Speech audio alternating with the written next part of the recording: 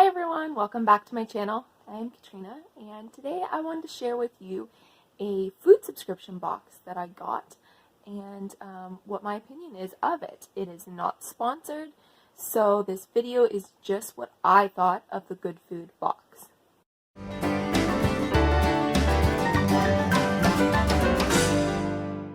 So I didn't actually order this box myself. It was actually a gift from my sister as sort of a welcome home for the baby. And I thought it was a fantastic idea to do, and definitely recommend doing that as a present for somebody who's just had a baby, or, you know, for some reason needs some help with meals. Just make sure that you know their allergies and that kind of thing, but it's definitely a really good idea to send a food subscription of some sort. But I'll let you know what I thought of Goodfood as to whether I think that's a good company to go with.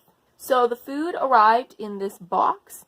The box was pretty much like a little cooler, and everything was really well packaged. Everything had stayed nice and cold. The 3 different meals that were chosen, 2 were meat, and the meat was in the bottom part of this box and had like ice packs on top of them and everything.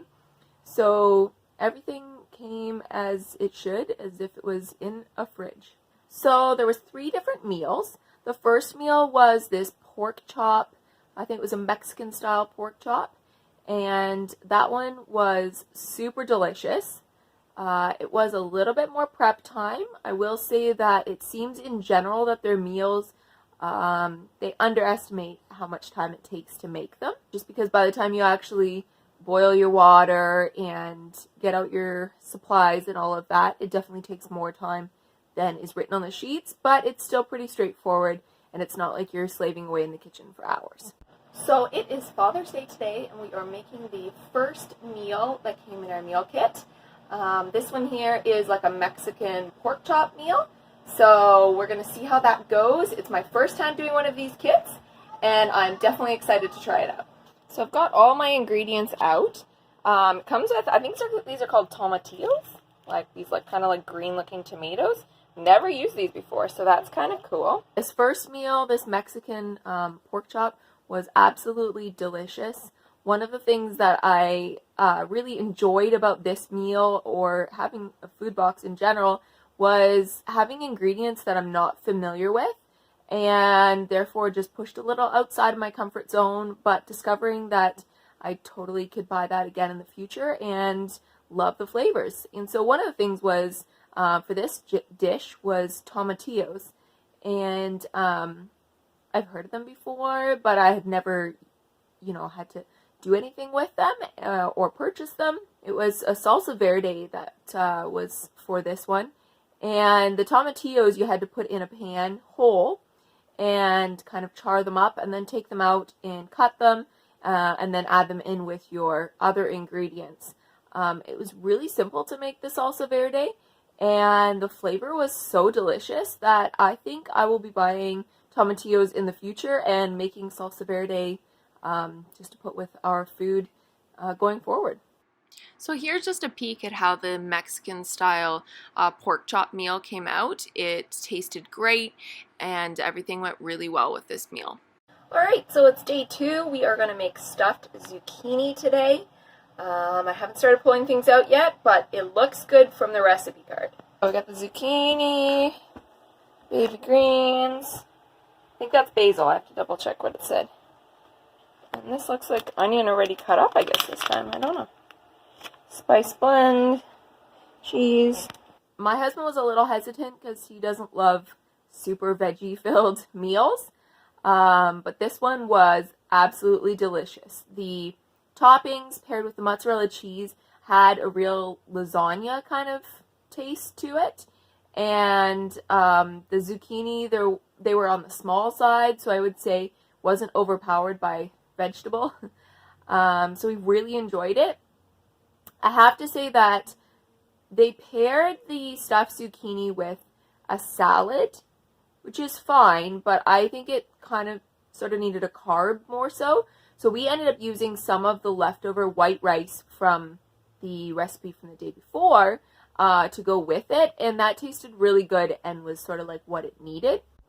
Alright guys, so we're going to try out meal number 3. This one is a 3-cheese tortellini with broccoli, so I'm excited for this. I'm not huge into eating a lot of meat, so this is definitely something up my alley. I buy tortellini myself, but I'd never thought to do it quite the way that they did it. They had broccoli and spinach in it. I've done one or the other, but never both, and you know, it worked really well together. And they also had cream and like this sun-dried tomato pesto. It was so delicious. Like everything just went together really well. It was like super flavorful, creamy, but not overpowering, and really easy to make. So this meal was definitely the easiest to make. It was obviously a vegetarian one as well.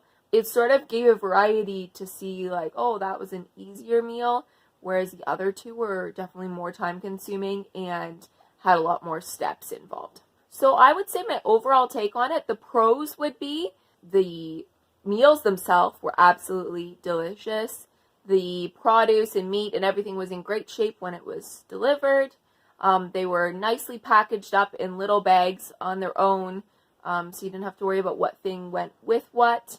They kind of stretched you a little outside of your comfort zone, so you tried maybe some ingredients that you normally wouldn't purchase or know how to cook, so it kind of like broadened your horizons.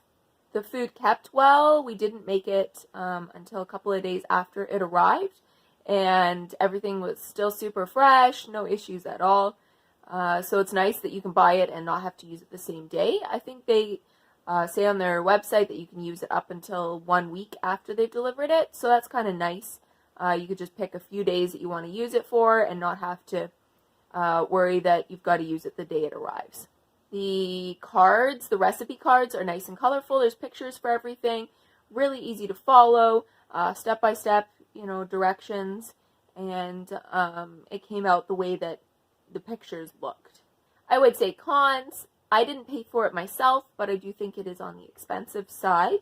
If you're used to eating out at restaurants, then you know, it's cheaper than going to eat out at a restaurant, but definitely more expensive than buying the ingredients yourself. Another con would be that some of the recipes had a lot of different dishes to make, and so therefore made a lot of dishes, like to wash. So the mess, the cleanup, was quite large from some of the meals. But again, like if you have a dishwasher, it's not a big deal. I would also say that for some of these recipes, you would need to have at least some cooking skills.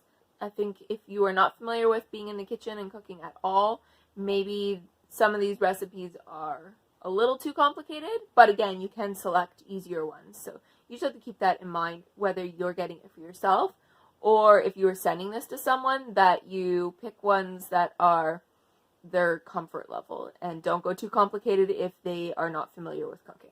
Again, I just want to say this video is not sponsored. I have no affiliation with Goodfood at all. That's partly why I made this video. I thought maybe you would like to have a totally unbiased opinion of this company and how these food deliveries work and whether or not it was worth your money. I definitely think overall that it's a good company, great meals. I would recommend it. Again, you'd have to see for yourself based on the pros and cons and you know what you're comfortable paying, but I would say overall I recommend this company and I would get this again. If you guys enjoyed this and you found this video helpful, I would love it if you would give it a thumbs up. Let me know in the comments below, have you tried a food subscription? I know there's a lot of them out there right now. It's like super trendy. I think that during this pandemic that's going on, it's a great time to use something like this, especially if restaurants are still closed for eating in your area. So yeah, let me know in the comments below. Have you tried a food subscription? Did you find it to be worth your time or not? Hopefully you found this helpful if you are trying to research which company to go with or whether or not it's actually worth it. And if you're new, I would love it if you would subscribe and join the community here. And I will see you in my next video. Bye, guys!